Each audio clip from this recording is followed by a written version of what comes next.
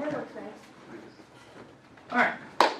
So let's go through a few of the notes here, just to make sure that we kind of know what we're doing. We're on section 6.2 today, which is the law of cosine. The goal today, obviously, the goal is to do about 2 or 3 examples of how to use the law of cosine. That's what we're going to discuss today to make sure that you know how to do it. Now, the good news is, when you do the law of cosine, and let's say we do it once, right? We do the law of cosine once on a problem. Then, after you've done your law of cosine, then you can always refer back to the law of sine, which is the one that I'm probably confident that most people prefer the law of sine anyway, because it's the proportion one. It's the one that you can set up fractions really easy and cross multiply and divide. So law of cosine leads you into doing this one. This is like the go-to version. But you have to kind of use them both in tandem. But we will have homework today, so I do want to make sure that you know how to do it. And this homework will be due next Wednesday.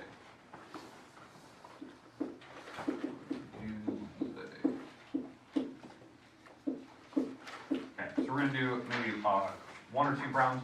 I want to do that problem that I think we started yesterday. I think we did a problem where it was like 42, 32, and 70 or something like that. So let's do that problem, and I'll pick one other book here.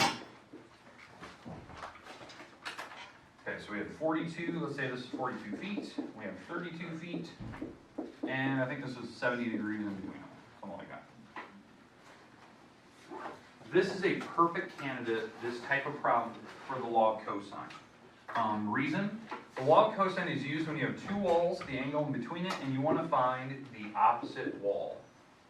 That's what we use the law of cosine for. And that's what we're going to do in this first example so you can see kind of how to use it. So now, how I think of this problem. The wall you're trying to find squared is equal to, so that's the wall we're trying to find, right? The opposite wall from the angle that's sitting there. Right, so the wall that's opposite is equal to the other 2 walls squared added together, so it kind of mimics the Pythagorean theorem. Right? It kind of looks like the Pythagorean theorem, even though it is not a right triangle. Now we have to add that little extra part on this problem. So the extra piece is where you subtract 2 times the 2 walls. The 2 walls are 2 times 32 times 42. And then the cosine, that's why they call it the law of cosine, of the angle in between them, which is the 70 degrees. And that's the little extra piece that we're going to put on the back. Make sense? What we're doing there? Okay, so it looks like the Pythagorean theorem, but then we add that little extra piece in the back where we subtract 2 times the 2 walls cosine between them. Okay, now we're actually going to do this. So if you have a calculator in front of you, I'm actually going to walk you through all the calculations so you can see how this works. And what I expect, like when we're doing these problems, I expect to see like you've written down the original problem like that. Did you get your calculator back? Not yet. So tomorrow's the cutoff day. Oh. After that, if I don't get my 2 calculators back that have been missing since last Thursday, you have to do everything by hand. Back to the good old days. It's gonna be the tough one. Okay, so 2 times 32 times 42, and then times the cosine of the 70 that's in between them. That number, this number right here, is 919.35. And that's subtraction. Now, how I know that we're subtracting, obviously that's from the formula, right? It has -2 times. But if this cosine was a bigger number, let's say this was 113 or something like that. If that was a big number, like in the obtuse range, beyond 90, smaller than 180, this number would actually turn out to be negative. This would be a negative number if that was huge. And what would happen to this? Positive. It turned positive. That is the most common mistake people make when they do law of cosine. They tend to forget when you have negative signs and when you don't. Good question. Yes. What time is the cutoff tomorrow? End of the day. Those people won't care, they have calculators. They won't be able to use them. I won't be able to No use one it. will. All right. So that's 919.35. Now the other 2 numbers, 32 times 32, that's 1,024. Plus, and then the 42 times 42, that's 1,764.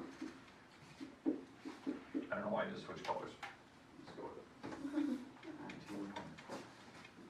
Starting minutes. 919.35. See the EKPM. All right. So that's the setup, right? We've done our problems. Now I'm going to add and subtract all of these numbers together. So obviously it's going to be a positive number because these are big, and you're going to subtract 919. So 1024. Then we're going to subtract the 919.35. We add them all up, and this is what we get. We get 1868.65.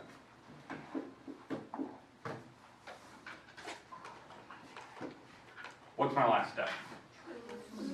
Square root. You gotta take that power of 2 to the other side, take the square root of that number, and whatever that is, go about 3-4 decimal places. In my case, I'm doing 2 because there was a nice cutoff on that one. So square root. Make sure you're doing the normal square root key on your calculator. There's 2 square root keys on your calculator. There's this one and this one. This is the normal one. This is the one that has a little 2. This one up here is waiting for you to enter a number out front. So you enter a number, you type that little radical, and then you type another number in here. Because what that does is it puts a 3 here. So it's a cube root. That's why that button is on your calculator. It's waiting for you to put the number out front. So be careful of that. So this is the square root key that we're looking for. So square root of 868.65, blah, blah, blah, and that is 43.2279 if I round. I should probably go 2 decimal places since that's what I did everywhere else, but maybe 43.23. Okay, makes sense? Like what we did. This number is 43.227879.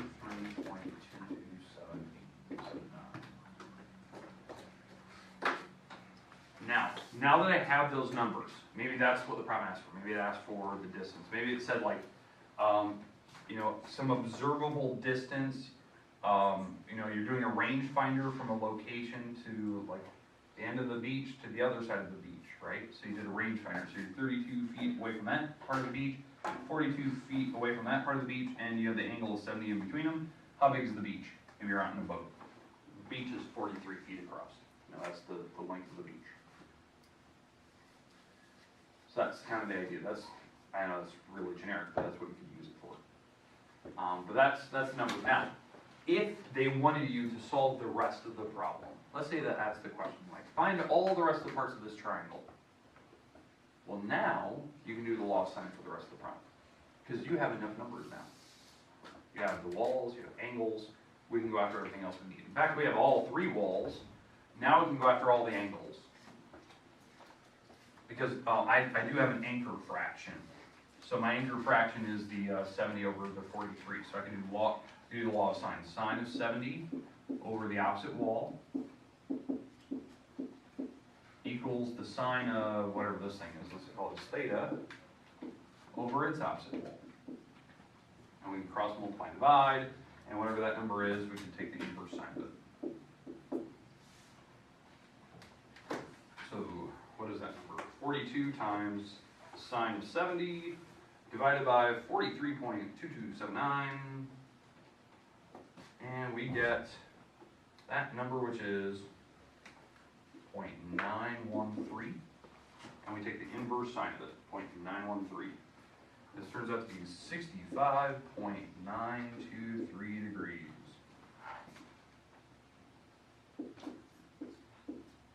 That makes sense. Why does that number make sense? Because it's Say it again?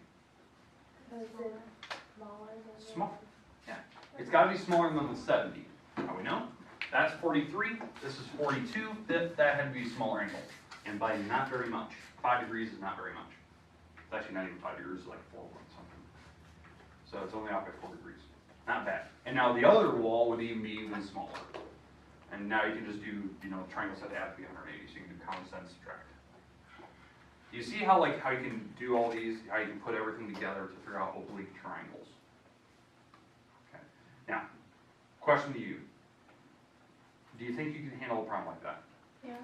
Okay, right now anyway. You feel confident. All right, now, let's do another problem. I'm going to pick one from the book. I want to do one where we have all 3 walls. That's something we haven't talked about yet. right? On this one, it's very straightforward. You find the opposite wall, you have the angles, you have the, you have the angle in between, you have the two walls, the 42, 32. Only one where they give me all three walls. And how would we attempt to do a problem like that? Alright. Let me get rid of all this, and we're gonna walk through the problem here. So, I'm gonna pick one of the problems right out of the book, and let's see if we can do this problem. Okay. If you wanna know what problem I'm doing, I'm looking at problem number 43 out of the book. That's the problem I'm gonna be using. Alright, so here's what the problem is. We have 3 different islands. There's my island. And it's set up like this.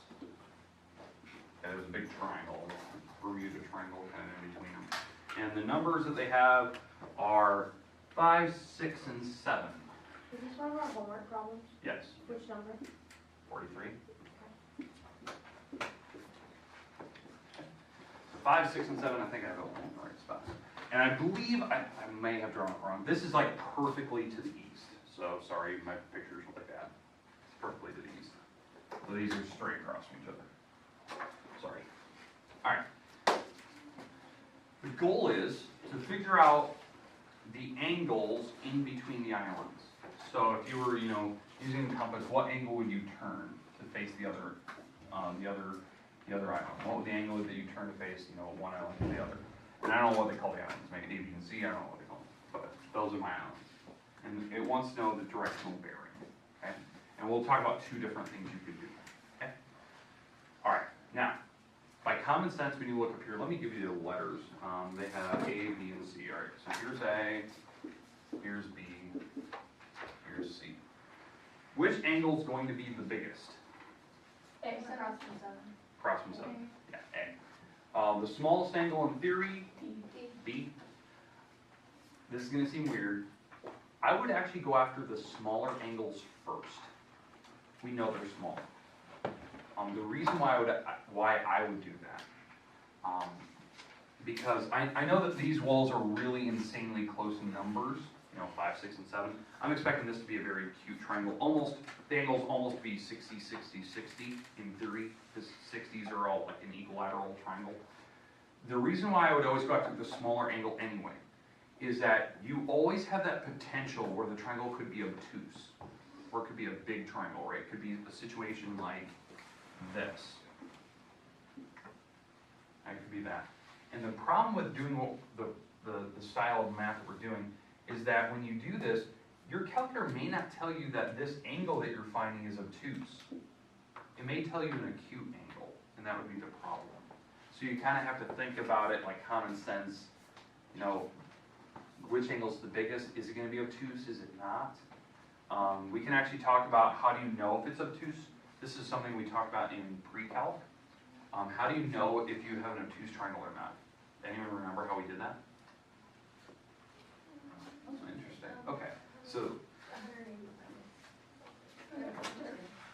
here's how you do it. You do the Pythagorean theorem. Now, the weird thing is that a right triangle? No, it doesn't have to be. If you do the Pythagorean theorem anyway, it will tell you what type of triangle you have.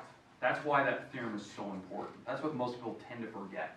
They know that it's used for right triangles, and they know you can use it for finding this wall if it's a right triangle. But what it also can tell you what type of triangle it is if it is not a right triangle. So, which wall is the biggest? 7. 7. So if you do the Pythagorean theorem, like this, like that, right? You do the Pythagorean theorem. The biggest wall would always be the hypotenuse, because again, when you do the Pythagorean theorem, it's always this, where the potential hypotenuse is always the wall that's by itself, right? If you do the math here, so this is 25 plus 36 equals 49, right? Okay. Do they equal each other when you add these two? Do they equal the 49? No. Definitely not, right? If the hypotenuse wall, the wall that's by itself, turns out to be too small, right? So the biggest wall, when you square it, is too small. It's smaller than the other two put together. It's acute. That's an acute triangle. If that wall by itself turns out to be too big compared compared to the other two, then it's obtuse. And if they're perfectly equal to each other, you have a right triangle. Make sense? That was actually one of her properties we had in geometry. So, I know it's been a long time since geometry, it's been 2 years for most of you. So, yeah, that's a while, so we gotta kind of remember those properties. So we know it's gonna be an acute triangle. In fact, I even said it earlier, I'm almost expecting this triangle to be almost equilateral. Like the angles are really close to 60s now, because the walls are almost identical. But we have to do the law of cosine still. So the law of cosine on this particular problem is this. I'm gonna go after the smaller angle. So this is the angle I'm gonna go after. I'm gonna go after angle B, I'm gonna call it beta, right? So how this works, if you set up the law of sine, the wall that's across from your angle, that I'm trying to find, squared, is the wall that you put by itself, right? That's the wall I'm, in theory, trying to find if I do the law of cosine. The other two walls squared, added together, and then I have to do that little part where I subtract that little extra piece. What do you remember about the little extra piece? Times 2 times the walls. Times the two walls we're not trying to find, and the cosine of the angle in between them. So it's always the two walls and the angle in between. That's actually what you're going to put over here. The two walls and the angle in between. The wall that's across from it is always the wall that's by itself. I don't know why. I always go up to the smaller angle because I know it's small. So I know it's going to turn out to be a small angle. Alright, now, we are missing the cosine. I don't have the angle. So when I do this is 25, this is 36, this is 49, and then this number, when I multiply this, that's 42 times 2, which is 84, cosine beta, right? This 84 is attached to cosine. These are being multiplied. You cannot get rid of the 84 right away. I will always see this on the test. People will try to add the 84 across. It's attached to cosine. It has to stay there. The only numbers I can move to the other side, right now anyway, are the 36 and 49. Because they're freestanding. There's nothing attached to them. So I can subtract these over. Now what's going to happen when I subtract these over? Yeah, it's going to be negative. That's how you know you're doing this right. Okay, so 25 minus the 36 minus the 49. That will be a negative number. Say it again. Negative 60. Negative 60. So we're getting that? Minus 36 minus 40. Okay. Negative 60. Is there debate whether it's right or No, not? no. Okay. It's not like we're discussing that. All right. We good with what I did there. Now, the next step, I need to divide the 84 across. Why dividing?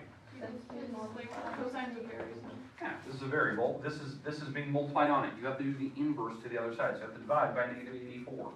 That should give you a number that is obviously less than 1. It's a decimal. You know that. 0.714. So cosine beta is equal to 0.714.